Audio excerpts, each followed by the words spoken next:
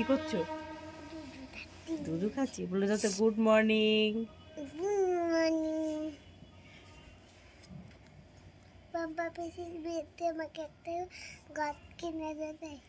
একটা ঘট কিনে দেবো। ঘট দিয়ে কি করবে? জল তুলবে? কখন? পম্পা পিসির বিয়েতে তুমি ঘটে করে জল ভরবে? ওরে বাবা, তুমি পারবে? জল আনতে তো অনেক সকালে যেতে হয় মা, অনেক সকালে ভোরবেলায় যেতে হয় জল তুলতে। তুমি যাবে? বাবা, তুমি অত সকালে ঘুম থেকে উঠতে পারবে?